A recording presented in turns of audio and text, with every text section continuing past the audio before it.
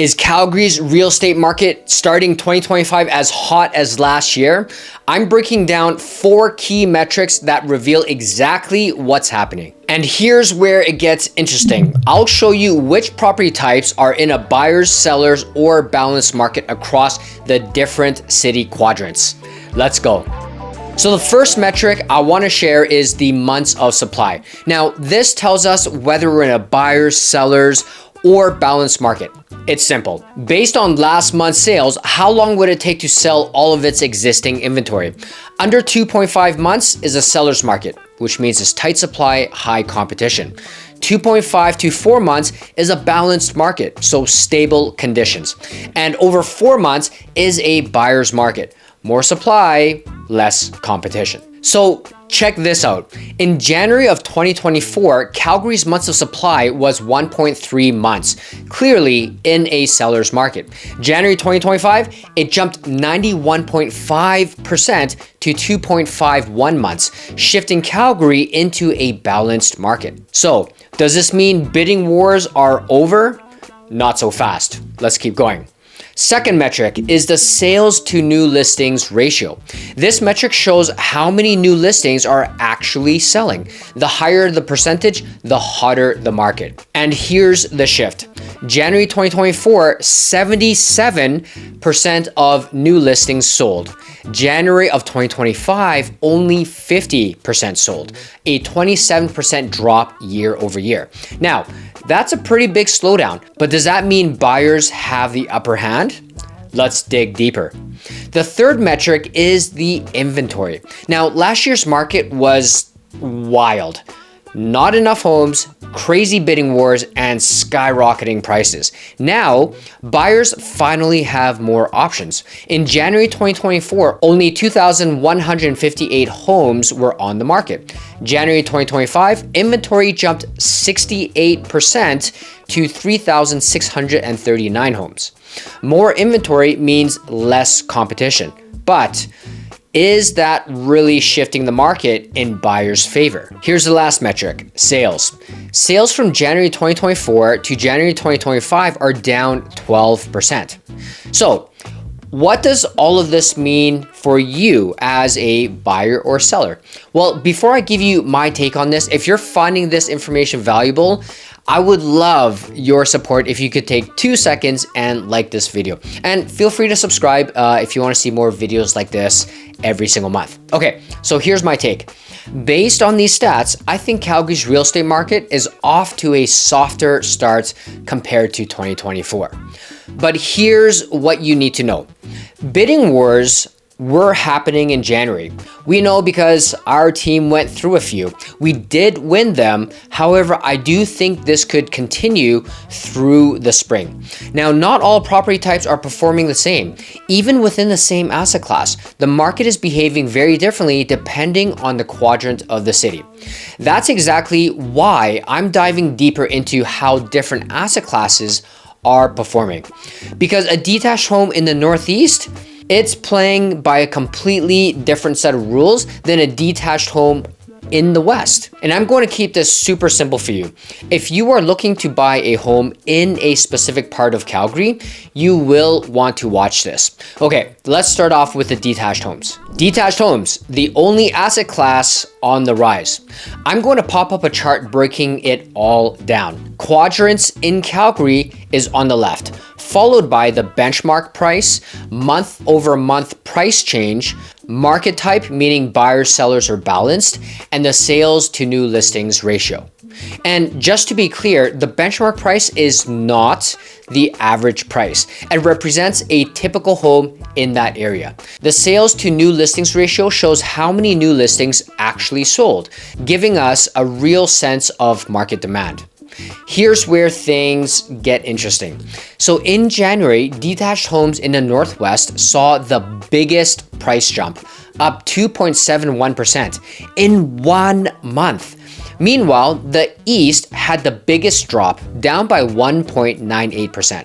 Now, that's a $257,400 price difference, just based on location. And here's the wild part. No other property type in any quadrant rose in price by that much, not even close. The average detached home in Calgary is now $750,800.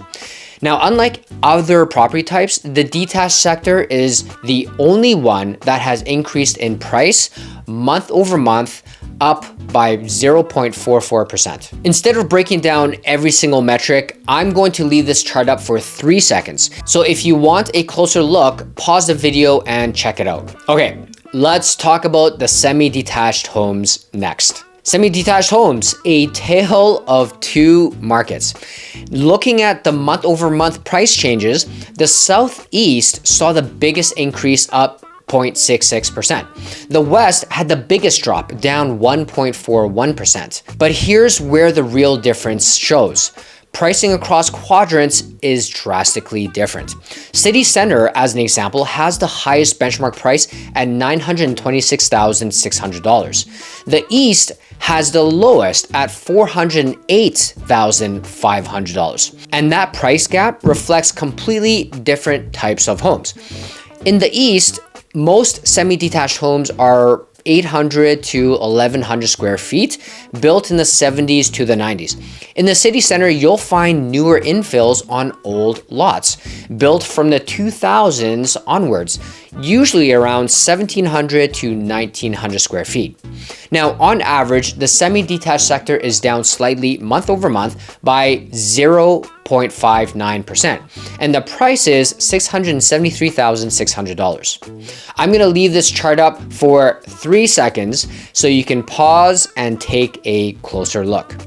Next up, let's talk about row housing or townhomes. Row and townhomes, mixed performance across quadrants. Now, looking at month over month price changes, the Northwest saw the biggest increase, up 0.99%. The Northeast had the biggest drop, down 2.70%. Now, overall, the townhome sector is down slightly, dropping 0.56% from the month before. The average price for townhomes in Calgary in January 2025 is sitting at $445,000. Okay, here is your 3-second chart. Feel free to pause. Okay, so after this, let's take a look at the final property type, condos. By the way, if this information is helpful so far, this is a newer format than what I used to. So if it's great, please let me know in the comments below. And again, I would love your support if you took 2 seconds to like the video. Okay, condos. A closer look at the numbers. Looking at month over month price changes, the city center saw the biggest increase, up 0.44%. The South had the biggest drop, down 2.25%. Overall, condo prices declined slightly, down 0.3% from last month, with the average price sitting at $331,400. Here's something interesting. The Southeast actually had the highest benchmark price at $355,200, followed by the city center at $340,500. All right, here's your 3-second chart. Pause if you want to take a closer look. So here are my final thoughts for this month. The Calgary real estate market is off to a softer start in 2025 compared to last year, with sales down, inventory up, and a few new listings selling. Detached homes are the only asset class increase in price, while semi-detached townhomes and condos all saw slight declines. But even within each property type, performance varies by the city quadrant. So as an example, detached homes in the Northwest saw the biggest price jump, while the East dropped the most. The same trend applies to other property types, so location is everything. So while Calgary overall is shifting towards a balanced market, the reality is that not all areas and property types are reacting the same way. If you are looking to buy and sell, understand these trends at a granular level is key. If this is a lot for you to take in and you want an expert to navigate all of this for you, feel free to reach out to us in the description below. Our team will be happy to help. My name is Felix Chan, Calgary Realtor and Mortgage Broker with the LiveInnerCity Real Estate team powered by Real Broker, and we'll see you in the next video.